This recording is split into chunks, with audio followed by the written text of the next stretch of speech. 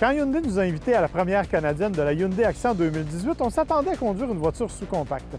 Je vous avoue que quand on est arrivé, on a été un peu surpris des dimensions de cette nouvelle voiture et ensemble, on va aller l'essayer.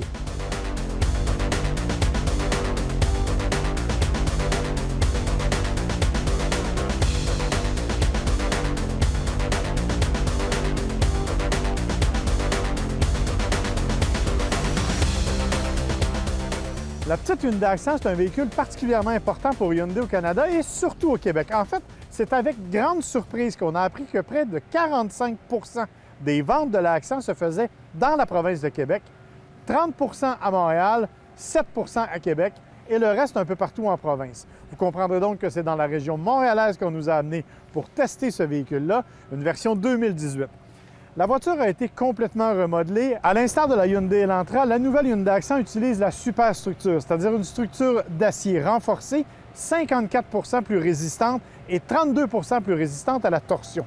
On a aussi agrandi considérablement le véhicule, qui est désormais parmi les plus imposants dans sa catégorie. En termes de look, quand on la regarde, il n'y a pas tant de différence avec une Elantra traditionnelle. On a gardé les caractéristiques de design qui sont propres à Hyundai, notamment la calandre en cascade qui est devenue de plus en plus populaire. On a aussi utilisé des feux qui sont, ma foi, très performants et extrêmement esthétiques. Et les feux arrière sont particulièrement ravissants. En fait, moi, c'est la partie que je préfère. La voiture qu'on essaie aujourd'hui, c'est la version GLS de la berline avec une boîte automatique. C'est la seule qui, pour l'instant, est disponible, puisque le modèle lui-même sera disponible seulement à partir de janvier. Il y aura aussi une version 5 portes, très populaire chez nous. On dit que c'est 65 des ventes, mais elle, il faudra attendre au début du printemps pour pouvoir la conduire. Malgré tout, c'est une voiture qui est bien équipée et qui arrive elle aussi en plusieurs déclinaisons. Vous le savez, c'est la version GL qui est la plus populaire. Nous, on a la GLS avec les roues les plus grandes et avec un ensemble d'équipements nettement plus sophistiqués. Il n'y a pas beaucoup de changements mécaniques au niveau de la Hyundai Accent. Oui, c'est encore un moteur 4 cylindres 1,6 litres. On l'a un peu raffiné. Il développe désormais 130 chevaux et 119 livres-pieds de couple. On vous l'a mentionné, il est offert avec une boîte automatique 6 vitesses et avec une boîte manuelle 6 vitesses aussi, qu'on n'a malheureusement pas eu l'occasion d'essayer. Tout ça procure bien sûr une certaine puissance, mais on apprécierait lors des accélérations plus vives un peu plus de sensations et peut-être une transmission qui répond un peu plus rapidement. Malgré tout, la voiture se comporte suffisamment bien et elle fournit amplement de puissance pour les banlieusards qui sont les principaux clients de ce genre de véhicule.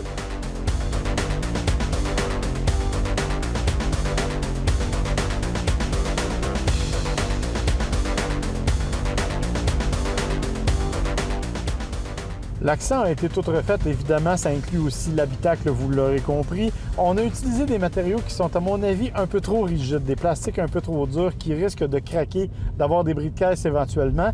Cependant, on nous dit que le châssis est assez rigide pour supporter tout ça, donc on va leur faire confiance. Il faut quand même dire qu'on a bien réussi le design à l'intérieur. On affiche un grand écran 7 pouces sur notre version GLS. Les versions de base ont un écran 5 pouces. Les cadrans sont facile à lire, le volant se prend bien en main et il y a à l'intérieur beaucoup d'espace. Je suis quand même horizontalement un peu différent et ça donne quand même beaucoup d'espace, même pour les passagers, à toutes les positions. Autre avantage, la visibilité est très bonne, ce qui était peut-être un défaut de l'ancienne génération. Il faut aussi savoir qu'en termes de conduite, la voiture est agréable. Elle est extrêmement silencieuse, ce qui est un peu surprenant pour un véhicule de cette taille-là. Elle est aussi assez dynamique, mais c'est la sensation dans le volant qui est surprenante parce que pour une petite voiture de cette nature-là, elle donne beaucoup d'émotions. Émotion étant bien sûr un grand mot pour une sous-compacte, vous l'aurez compris. Les freinages sont efficaces. Dans l'ensemble, c'est un comportement qui est dynamique, qui est agréable pour une sous-compacte, faut-il le rappeler, et c'est une nette amélioration par rapport à ce que la voiture était auparavant. Il y a quand même certains éléments qui caractérisent cette nouvelle Accent et c'est la longue liste d'accessoires qui l'équipent. En fait, il faut dire que pendant la présentation ce matin, avant qu'on prenne le volant, les gens de Hyundai nous ont expliqué que c'était parmi la liste des choses que les gens demandaient sur une voiture comme celle-là, il y avait énormément d'équipements. Donc, elle arrive dorénavant avec une caméra de recul de série, ce qui est quand même intéressant, ainsi qu'un bon nombre d'équipements. Et évidemment, plus les versions augmentent, plus cet équipement-là augmente. Les qualités de l'Accent, c'était, selon Hyundai, entre autres la qualité de la garantie, ça n'a pas changé. Mais un des principaux défauts que les gens trouvaient à la Hyundai Accent, c'était sa consommation de carburant qui était, semble-t-il, trop élevée. Or, je ne trouve pas qu'on a réussi à corriger ce point-là, puisque pour le moment, on est à 7,3 litres au 100 km pour une petite voiture. Et malheureusement, quand on est en zone urbaine, on a monté jusqu'à 8 ou 8,4 litres au 100, ce qui est énorme. Bien sûr, sur autoroute, on est descendu à 6 litres au 100, mais en moyenne, ça demeure relativement élevé. Impossible pour le moment de vous dire si c'est un bon rapport qualité-prix puisque le prix n'est pas encore disponible. On peut cependant croire qu'une GLS comme celle-là, qui était en bas de 20 000 lors de la dernière génération, devrait être sensiblement autour du même prix. Je ne suis pas certain que Hyundai a envie de traverser la barrière psychologique des 20 000 pour la vente d'un véhicule sous-compact. En attendant, nous, on s'amuse sur la route, on va aller se promener en ville et on vous dira ce qu'on en pense.